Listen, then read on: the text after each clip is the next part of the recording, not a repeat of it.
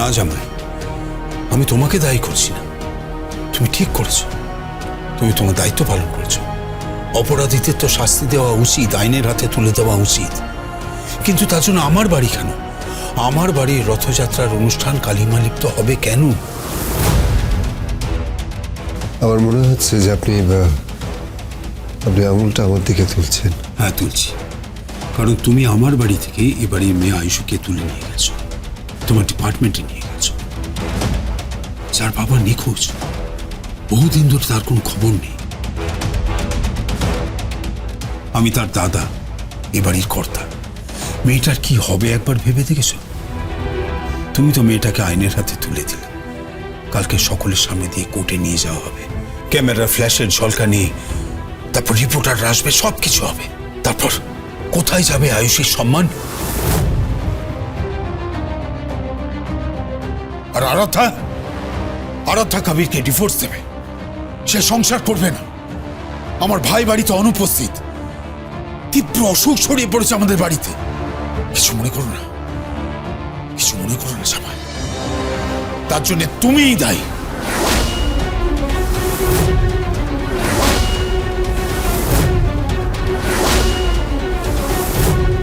Daddy, কি হচ্ছে কি? তুমি কিন্তু এবার ওকে অপমান করছো। হ্যাঁ, করছি, অপমান করছি, নিশ্চয়ই করছি। আমি মুখ লুকিয়ে ঘরে বসে রয়েছি, কিন্তু সব কথা আমার কানে আসছে। তটিনী, গোলাগুলি শব্দ পাচ্ছি। কি হচ্ছে সব? কি হচ্ছে বলো তো? আমি জানি তোমার স্বামী ক্ষমতাবান, তার ক্ষমতা রয়েছে, সে একটা স্পেশাল ডিপার্টমেন্টে কাজ করে। তার জন্য আমি গর্বিত, আমি অ্যাপ্রিসিয়েট করি ওকে। কিন্তু আমার পরিবার কেন, আমার পরিবারে কেন এই ধরনের ভাঙন হবে বলতো? তুমি শুনতে পাচ্ছ না? শুনতে পাচ্ছ না ভাঙনের শব্দ? তুমি দেখতে পাচ্ছ না যে পরিবারটা কিভাবে গুঁড়িয়ে যাচ্ছে? কতটুকু বয়স বলো তো আয়ুষের? কতটুকু বয়স? কতটুকু বয়স ওই আরাধ্যার? কি হবে ভবিষ্যৎ ওদের? কি করবে ওরা? ড্যাডি, তুমি আমার কথাটা একটু শোনো। তুমি ওকে বলতে দাও ওনাকে। হ্যাঁ, বলতে দাও, বলতে দাও আমাকে। কি মনে করছো তোমরা শুধু তোমরা সুখে থাকলেই হবে? তোমাদের ওই 600 স্কোয়ার ফিটের ফ্ল্যাটে তোমরা আনন্দ করছো, গাইছো, হাসছো, খেলছো, আর আমার পরিবারটা অন্ধকারে ছেয়ে থাক। শোনো, আজকের রথের দিনে... চুপ করো, একদম চুপ করো, একটা কথাও তুমি বলবে না, একদম চুপ। আর জামাই, এই প্রথম আমি তোমাকে অনুরোধ করছি, নিজে দাঁড়িয়ে থেকে সমস্ত ভাঙন তুমি রোধ করবে, রিপেয়ার করবে, মেরামত করে দেবে এই সম্পর্কগুলো। ড্যাডি, তুমি কি বলছো? আমি কিচ্ছু বুঝতে পারছি না। কাল থেকে তো প্রসিডিওর স্টার্ট হয়ে যাবে। দিদি তো তাই বললো যে কালকে কোর্টে তোলা হবে। আর তুমি... না, কাল আয়ুষকে কোর্টে তোলা হবে না। কবিরকেও কোর্টে তোলা হবে না, ওরা বাড়িতে থাকবে। এক্স্যাক্টলি, কারণ নন্দিনীর বিয়ের পাকা কথা বলবার জন্য কাল বাড়িতে লোক আসছে।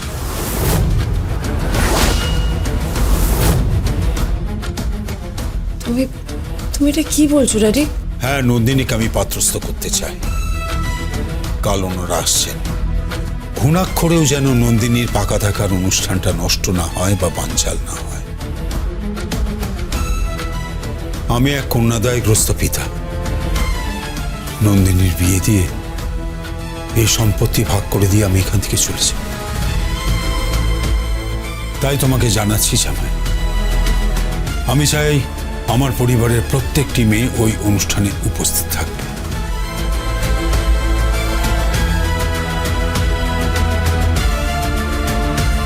কাল ছেলের বাড়ির লোক আসছে। আমি নন্দিনীর বিবাহ ঠিক করেছি।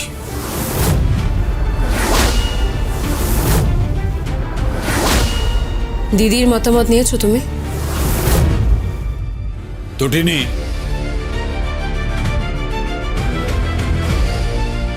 আমি এখনো সেই মানুষগুলোর মধ্যে পড়ি যারা বিশ্বাস করে যে বিয়ের একটা প্রয়োজন আছে, সে পুরুষ হোক বা নারী।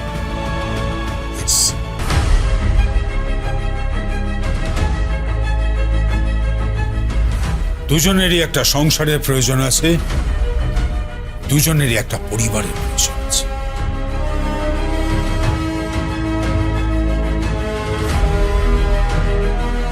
জামাই, আমি তোমার কাছে হাত জোর করে বলছি, তুমি এই পরিবারটাকে ভেঙে দিও না।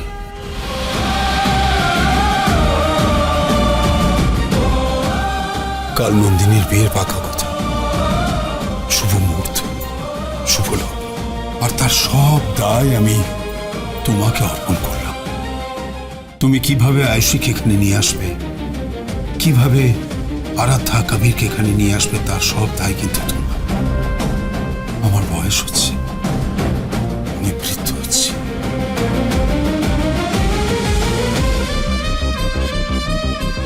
এই বৃদ্ধ পিতাকে তুমি একটু সাহায্য করে যাবে, প্লিজ প্লিজ সাহায্য করো আমাকে একটু।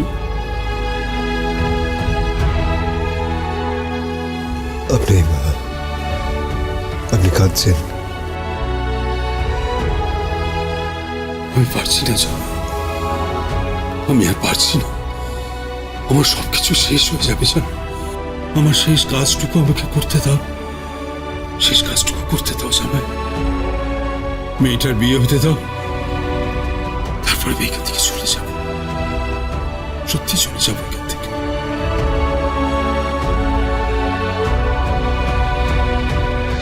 আর আমি যদি আপনার প্রস্তাবে রাজি না হই? তুমি আমার তটিনীর স্বামী, তুমি বড় আদরের। আমি জানি তুমি অনেক ক্ষমতাবান, আমি কিন্তু অনেক কষ্ট করে নন্দিনীর এই সম্বন্ধটা জোগাড় করছি। অনেক কষ্ট করে আমি নন্দিনীকে রাজি করিয়েছি। একটা কথা মনে রেখো, যদি কোনো কারণে এই বিয়েটা ভাঙে, তাহলে সত্যজিৎ মুখার্জির আরেকটা রূপ তুমি দেখতে পাবে।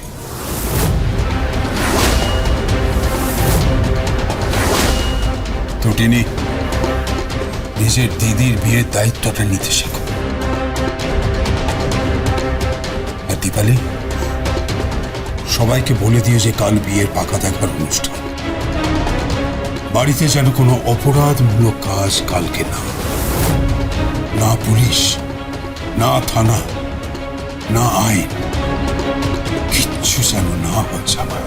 কিন্তু আয়ুষী, কালকে তো আয়ুষীকে কোর্টে প্রডিউস করা হবে। না, হবে না, হবে না। আয়ুষীকে কাল কোর্টে প্রডিউস করা হবে না জামাই। আমি বারবার তোমাকে বলছি, তুমি কেন বুঝতে পারছো না? আপনি কিন্তু আমার সাথে উচ্চস্বরে কথা বলছেন। সরি জামাই, I am sorry, I am very sorry. তুমি বলো, আমি কি গলায় গামছা দিয়ে তোমাকে বলবো যে আমি কন্যাদায়গ্রস্ত পিতা? আমার মেয়ের একটা অতীত আছে।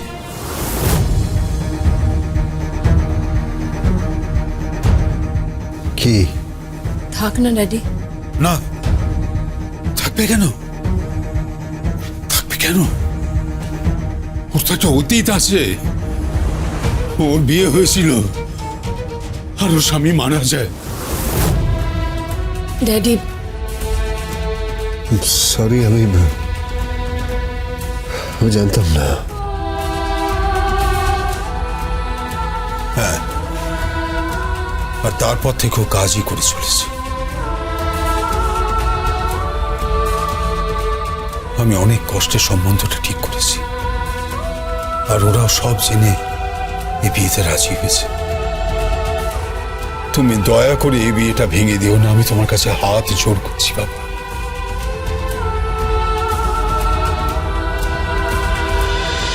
পরশ